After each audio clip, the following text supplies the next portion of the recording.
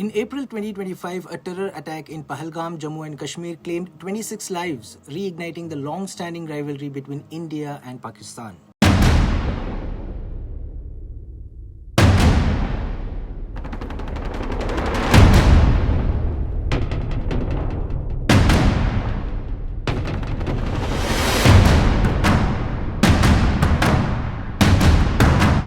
While the world watched diplomatic fallout and border tensions, another battle unfolded silently in cyberspace.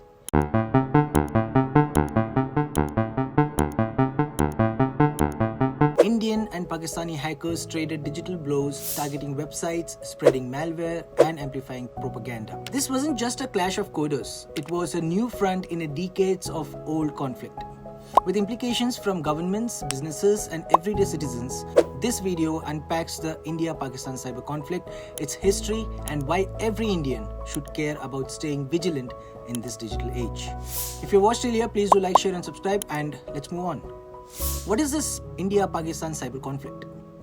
At its core, the India-Pakistan cyber conflict is the extension of their geopolitical rivalry into the digital world. Just as the two nations have clashed over the Kashmir, water treaties, and trade, they now compete in cyberspace, a domain where hackers, governments, and even independent groups wield keyboards as weapons. These cyber attacks range from defacing websites with provocative messages to stealing sensitive data or spreading malware that can disrupt lives. The recent flare-up sparked by the Pahalgam attack saw Indian hackers from groups like India Cyber Force breach Pakistani government databases, while Pakistani hackers from Team Insane Pak defaced the website of an Indian military college. Malicious PDFs and ads with Pakistani flags even popped up on Indian streaming platforms, aiming to sow fear and division.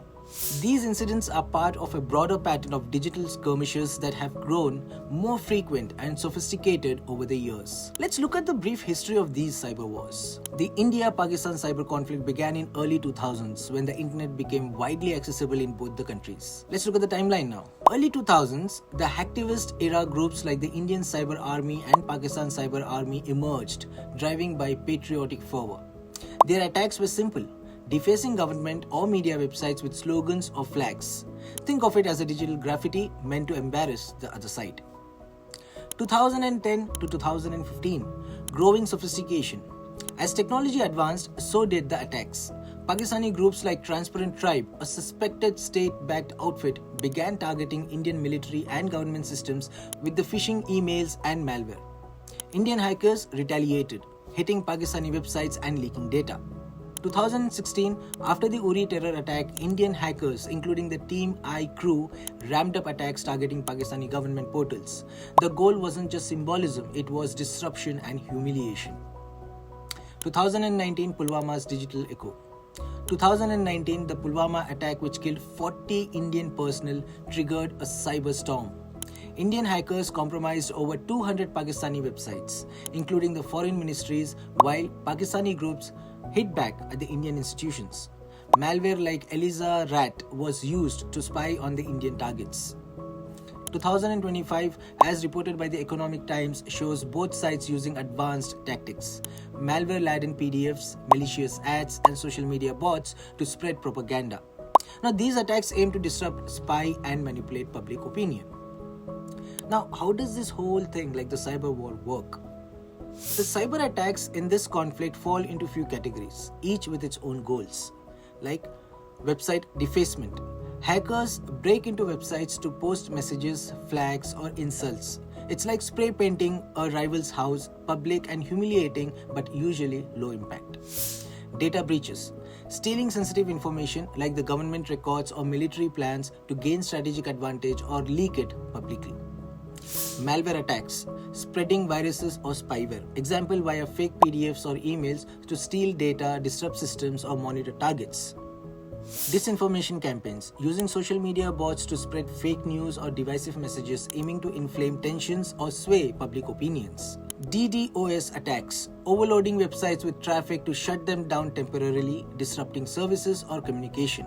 The actors range from independent hacktivists fueled by patriotism to sophisticated groups like the Transparent Tribe, believed to have state backing. While hacktivists focus on symbolic attacks, state-sponsored groups target critical infrastructure. Think power grids, banks, or defense systems for espionage or sabotage. Now, why should the common Indian care about this?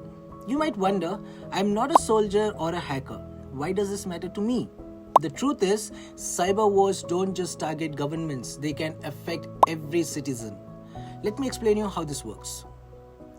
Personal data at the risk.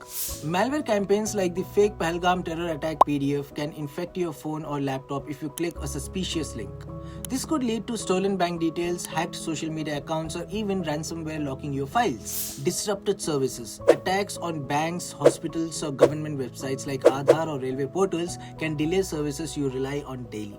Fake news and division. Social media bots spread rumors that can spark panic or communal tensions. For instance, a fake video about a violence could go viral, misleading millions of people. Economic impact. Cyber attacks on businesses or infrastructure can hurt the economy, leading to job losses or higher prices. In short, the ripples of this cyber conflict can reach your doorstep even if you are far from Kashmir or a government office. The good news is you don't need to be a tech expert to protect yourself. Here are very simple steps every Indian can take to stay safe in this digital battlefield. Be skeptical of the links and files. Avoid clicking on unsolicited emails, WhatsApp messages, or PDFs, especially those tied to emotional topics like terror attacks. If a message seems urgent or too good to be true, it's likely a trap. Use strong passwords and updates. Create unique passwords for your accounts. Avoid passwords like 123, ABC, etc. and enable two-factor authentication. Keep your phone, apps and antivirus software updated to patch security holes. Verify the news before sharing or before forwarding that viral video or a post. Check if it's a trusted source like a major news outlet. Misinformation spreads fast and you don't want to fuel the chaos. Watch for suspicious activities. If your bank account shows odd transactions or your social media starts posting without your knowledge, act fast, change passwords and contact the support system. Learn the basics of cybersecurity. Free resources like the India Cyber Swachhata Kendra, cybercrime.government.in offer tips and tools to stay safe online. Even 10 minutes of a reading can make a big difference. Report suspicious content if you spot a malicious ad, fake news or hacked websites. Report it to the platforms like X, Google or the Indian Cybercrime Coordination Center, that is a 14C. Your alertness can definitely help others. Now, what is the bigger picture here? A call for the awareness. The India-Pakistan cyber conflict isn't just about hackers dueling in the dark. It's a reminder of how interconnected our world has become. A single click can pull you into a geopolitical storm, and a single oversight can cost you dearly. For India, a nation racing towards digital transformation with initiatives like Digital India, cybersecurity isn't just a government job, it's a shared responsibility. As citizens, staying aware isn't about paranoia, it's about empowerment.